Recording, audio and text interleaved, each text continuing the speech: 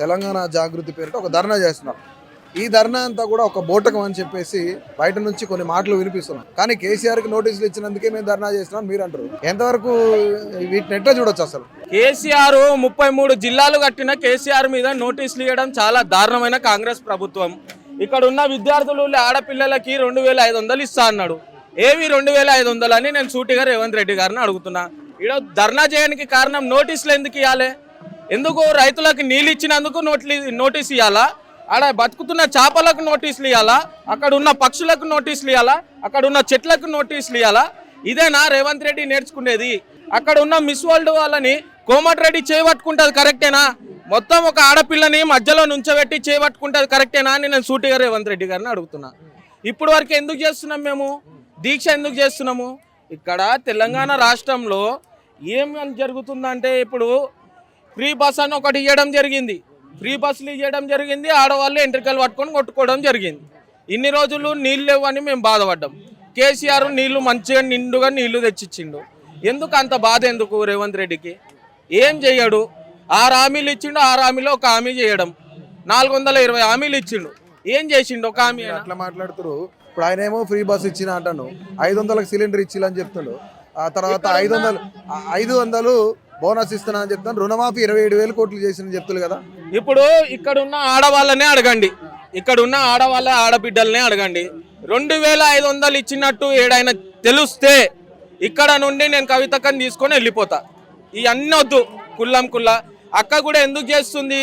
తండ్రి బాటలో కూతురు ఎట్లయినా నడుస్తుంది. ఎందుకు? ఆమె పార్టీ పెట్టిందా? అశోక్ నగర్లో ఆఫీస్ ఉంటే అది ఇంటి పక్కన పెట్టుకుంది. దానికి ఏం మిస్టేకా? పెట్టుకుంటే దాన్ని పార్టీ అనడం ఏంది? తప్పు కాదా అని సూటిగా రేవంత్ రెడ్డి గారు పూర్తిగా కాళేశ్వరం ప్రాజెక్టుకి సంబంధించి అన్ని నేనే చేశా, నా రక్తం చిందించి దాని ప్లాన్ రెడీ చేశానని చెప్పేసి గతంలో కేసీఆర్ చెప్పిండు. మరి ఇప్పుడేమో దాంట్లో కొన్ని లోపాలు జరిగినాయి, దాంట్లో ఒక స్కామ్ జరిగిందని ఒక కమిషన్ కూడా తేల్చినప్పుడు నోటీసులు ఇస్తారు కదా. పూర్తి బాధ్యత నాదే అన్న వ్యక్తికి. ఇప్పుడు నోటీసులు ఇచ్చిర్రు. ఎవరెవరికి ఇచ్చిర్రు? హరీష్ రావుకి ఇచ్చిండు, ఈటల రాజేందర్కి ఇచ్చిర్రు, కేసీఆర్ గారికి ఇచ్చిర్రు. కేసీఆర్ గారు 11వ తారీఖు వస్తా అని చెప్పిండు. 5వ తారీఖు ఇచ్చిర్రు. అసలు నోటీస్ డేటు 11వ తారీఖు వస్తా అన్నాడు. ఏమైనా తప్పు ఉందా? ఇప్పుడు ఆయన ఏజ్ పర్సన్కి కూడా టైం ఇవ్వాలి. ఈ ధర్నా ఏం ధర్నా కాదు. తప్పు చేయలే కదా. తప్పు చేస్తే భయపడతాము. తప్పు చేసిన వాళ్ళేమో మంచిగా సెక్రటరీలా, రాజ్భవన్లా, అక్కడ ఉన్న గవర్నర్ దగ్గర కలవడం కాదు. దమ్ము ధైర్యం ఉన్నోళ్ళు అంటే ఇట్లా చేస్తారు. దమ్ము ధైర్యం లేనోళ్ళు ఫామ్ హౌస్లకు పోవుడు. మొయినాబాద్ ఫామ్ హౌస్ లో ఏం చేసిర్రు కథ తెలుసు. అది కూడా తెలుసు ప్రజలకి. బీఆర్ఎస్ పార్టీ 3 ముక్కలు అవ్వబోతుందని చెప్తున్నారు. నిజంగానే కవిత గారు పార్టీ పెట్టబోతున్నారా? కవితక్క పార్టీ పెట్టదు. ఇది క్లియర్ షార్ట్గా ఒకటి చెప్తున్నా. కవితక్క ఫైటర్ ఆఫ్ డాటర్. ఆమె కేసీఆర్ కూతురు. అంతేగాని ఆమె పార్టీ పెడుతుంది. బీజేపీ వాళ్ళు ఇన్ని రోజులు పార్టీ పెడుతుంది అనుకురు, కానీ పార్టీ పెట్టదు. అది జరగదు. అది ధర్నాకి సంబంధించి చూస్తే కేసీఆర్కి అన్యాయంగా నోటీసులు ఇచ్చారు, దాంట్లో కక్షపూరితం అని చెప్తున్నారు. కానీ 1,00,000 కోట్లు ఖర్చు పెట్టి కట్టిన కాళేశ్వరం ఏదైతే ఉందో అది కుంగిపోవడం, పిల్లర్లు పగిలిపోవడం ఇవన్నీ జరిగినాయి. బట్ అందులో లోపాలు, సాంకేతిక లోపాలు, లేదంటే ఒక స్కామ్ జరిగిందని చెప్పేసి ఆరోపణలు జరుగుతున్నాయి. ఇందులో కేసీఆర్ పూర్తి బాధ్యత నాదే అని చెప్పాడు ఆయన దానికి సంబంధించి. కానీ ఆయనకి నోటీసులు ఇవ్వడం తప్పేం కాదు కదా. ఎందుకు ధర్నా చేస్తున్నారు అన్న? నోటీసులు ఇవ్వడము ఈ కాంగ్రెస్ పాలనకి, స్కామరస్ గవర్నమెంట్కి, ఈ కాంగ్రెస్ ప్రభుత్వానికి కొత్త ఏం కాదన్న. మొన్న జరిగిన ఫార్ములా ఈ కేసులో మా కేటీఆర్ అన్నకి నోటీసులు ఇస్తారు, హరీష్ రావు అన్నకి నోటీసులు ఇస్తారు. ఇప్పుడు మా మాజీ ముఖ్యమంత్రి, తెలంగాణ ముఖ్యమంత్రి వారు మా కేసీఆర్ గారికి నోటీసులు ఇస్తారు. వీళ్ళు జస్ట్ అంటే డైవర్షన్ పాలిటిక్స్ చేయడానికే తప్ప దేనికి పనికిరారు. వాళ్ళకి నోటీసులు ఇస్తారు. నిజాలేందో మీ మీడియా వాళ్ళకి తెలుసు, ప్రజలకి తెలుసు. Kaleshwaram project world's largest irrigation project అక్కడ కట్టిర్రు. ఇప్పుడు ఇంత సక్సెస్ అయింది. అక్కడ ఉన్న లోపాలు, సాంకేతిక లోపాలు ఏం జరుగుతుంది ఏందనేది అని తెలుసు. నిజాలు అనేది ఇప్పుడు మాకు కేసీఆర్ గారు నోటీసులు ఇచ్చేవన్నీ టైంపాస్ చేసినారు అన్న. డైవర్షన్ తప్ప దానికి మించింది అక్కడ ఏమీ లేదు. ఇప్పుడు ఈ దుష్ట ప్రచారాలు కానీ మొన్నటి వరకు ఇప్పుడు కవితక్క గారి మీద పార్టీ వేరని, హరీష్ రావు వర్గం వేరని, కేటీఆర్ గారి వర్గం వేరు, మాదంతా ఒకటే వర్గం అన్న. మేమంతా కేసీఆర్ వర్గమే. ఈ నోటీసులకి కానీ పిల్లగాళ్ళకి కానీ దేనికి భయపడేది లేదు. నిజాలు ఏందో బయట పడతాయి, జనాలు చూస్తారు. వీళ్ళు చేసిన ఈ 18 పానలలో ఏం చేశారు? శంకుస్థాపన ఏం చేశారు? మొన్న అందాల బామలతో తిరుక్కుంటే ఇన్ని రోజులు టైంపాస్ ముచ్చట పెడుతున్నాడు. వాళ్ళకి పోయి కమాండ్ కంట్రోల్ సెంటర్ చూపిస్తాడు. కేసీఆర్ కట్టిన సెక్రటేరియట్ చూపిస్తాడు. యాదాది లక్ష్మీ నరసింహస్వామి చూపిస్తాడు. ఉద్ధవాన్ని చూపిస్తాడు. అంటే మేము కట్టినవే చూపిస్తారు. మీరు ఏం కట్టారు 18 నెలల్లో? మీరు ఏం చూపించారు? అవి చూపించక రాదు కానీ అందాల బామతో పోటీ పెడతాను, వాళ్ళకి నోటీస్ ఇస్తాను, వీళ్ళకి నోటీస్ ఇస్తాను. మీరు ఇచ్చిన 6 గ్యారెంటీలు అమలు చేశారా? 6 గ్యారెంటీలు అమలు చేయలేరు. ఏంటంటే టైం పాస్ చేసుకుంటే 18 నెలలు అయిపోయినాయి అన్న. ఇప్పుడు ఏం చేయాలి? ఈడీ నోటీసులు ఇవ్వాలి, వాళ్ళకి ఇవ్వాలి, వీళ్ళకి ఇవ్వాలి, జనాలను మబ్బు పెట్టాలి.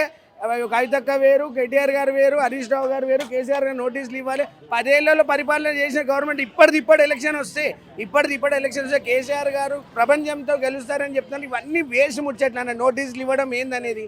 సో నా అభిప్రాయం ఏంటంటే అక్కడ తప్పు ఏమైనా జరుగుంటే ఈడీ నోటీసులు జనాలకు తెలుస్తుంది అని చెప్పి భావిస్తున్నాను. బీఆర్ఎస్ పార్టీ స్ప్లిట్ అవ్వబోతుంది.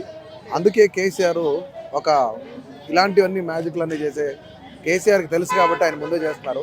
బీఆర్ఎస్ 3 ముక్కలు కాబోతుంది. అందుకే ఈ ప్రక్రియలన్నీ జరుగుతున్నాయని చెప్పేసి ఒకవైపు నుంచి ప్రచారం వినిపిస్తుంది. ఏం చెప్తారు దీనికి?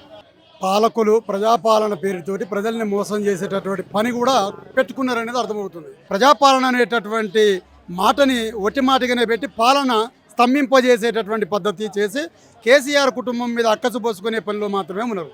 ఇలా పెయిడ్ ఆర్టిస్టులలాగా ఒక్కొక్క పార్టీ నుంచి వలసలుగా పోతూ ఇలా డబ్బులు ఇచ్చి పీసీసీలు తెచ్చుకొని, డబ్బులు ఇచ్చి ముఖ్యమంత్రులు తెచ్చుకొని పరిపాలన సాధ్యం కాక రెవెన్యూ సృష్టించడం తెలియక, నేను గిరిజనుడిని, బంజారా కమ్యూనిటీ నుంచి వచ్చినటువంటి వాడిని, నా చిన్నప్పటి నుంచి చూస్తాను ఈ తెలంగాణ ప్రాంతంలో బీడువారిన నేలలను చూసి మా తల్లిదండ్రులు తొండలు గుడ్లు పెట్టే భూముల్లో పంటలు పండించలేక పుణేలు బొంబాయిలు పోయినారు. కేసీఆర్ తెలంగాణ రాజ్యాన్ని తీసుకొచ్చినాక, ఆయన ముఖ్యమంత్రి అయినాక, కాళేశ్వరం ప్రాజెక్టు పెట్టినాక మే నెలలో కూడా ఎండిపోయిన చెరువులు మత్తలు దునుకునేటటువంటి పద్ధతులు ఉండేటివి. ఇవాళ తాగునీటికి కష్టమే, సాగునీటికి కష్టమే.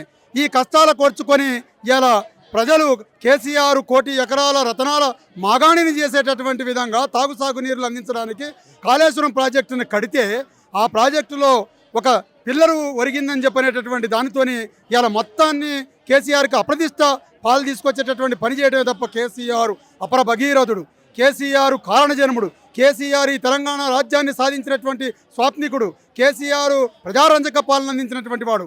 ప్రజలు తిరస్కరించినారు, ఆయన ప్రతిపక్షంలో ఉన్నాడు. పాలకులు పాలించాల్సింది వదిలిపెట్టి ఇంకా ఆయన మీదనే అక్కసుని వెళ్ళగక్కే ప్రయత్నం చేస్తూ ఉన్నారు. ఇది ఎట్లా ఉందంటే సూర్యుని పైన ఉమ్మేసినట్టుగానే ఉంది. పాలకులారా, ఇప్పటికైనా ప్రజారంజకంగా పాలించగలిగితే ప్రజల మధ్యలో ఉంటారు. కావాలని చెప్పని కేసీఆర్ కుటుంబంలో ఇలా పార్టీ 3 ముక్కలు అవుతుందనో, కుటుంబం 3 ముక్కలు అవుతుందనో, లేకపోతే కేసీఆర్కి నోటీసులు ఇచ్చేటటువంటి పేరుతోని ఈ రాష్ట్ర ప్రజల్ని ఇలా కొంతకాలమే మీరు మభ్యపెట్టి ఉండవచ్చు కాక, కానీ ఎల్లకాలం మభ్యపెట్టలేరు. ప్రజలు నిజాలు తెలుసుకుంటారు, కేసీఆర్ కుటుంబంతోనే ఉంటారని చెప్పి తెలియజేస్తామన్నా. తెలంగాణని సస్యశ్యామలం చేసిన కేసీఆర్ ఎవరైతున్నారో కేసీఆర్కి నోటీసులు ఇవ్వడం కాళేశ్వరం పేరు మీద అనేది ఇదంతా కూడా కక్షపూరితంగా, కుట్రపూరితంగా ఈరోజు కాంగ్రెస్ ప్రభుత్వం చేస్తుంది అంటూ కూడాను ఎవరైతే జాగృతి సంస్థకు సంబంధించిన నాయకులు ఉన్నారో, ఒక కార్యకర్తలు ఉన్నారో మనం చూస్తున్నాం. తెలంగాణ రాష్ట్ర నలుమూలల నుంచి కూడాను ఇక్కడ చేరుకోవడం జరిగింది. కేసీఆర్కి అన్యాయంగా నోటీసులు ఇవ్వడం అనేది సరికాదు, ఖచ్చితంగా దీన్ని విమర్శిస్తున్నాం మేమని చెప్పేసి, వ్యతిరేకిస్తున్నాం అంటూ కూడా పెద్ద ఎత్తున ధర్నాకు దిగడం కూడా జరిగింది. మొత్తానికి ఏదైతే కేసీఆర్ బీఆర్ఎస్ పార్టీ 3 ముక్కలు అవుతుంది అనేది అది నిజం కాదు, అబద్ధం అని కూడా చెప్తా ఉన్నారు. ఇక కవిత పార్టీ పెట్టేది లేదు, మేమంతా కేసీఆర్ సైనికులమే, కేసీఆర్ వెంటే ఉంటాం. ఏదేమైనా సరే కేసీఆర్కి ఈ నోటీసులు ఇవ్వడం అనేది కుట్రపూరితంగా జరుగుతుంది, కాంగ్రెస్ కక్షపూరితంగా సాధిస్తూ ఉందని చెప్పేసి కూడా జాగృతి సంస్థ నాయకులు కూడా చెప్తున్నారు. కెమెరా పర్సన్ దయతో వసంత్, ధర్నా చౌక్, హైదరాబాద్.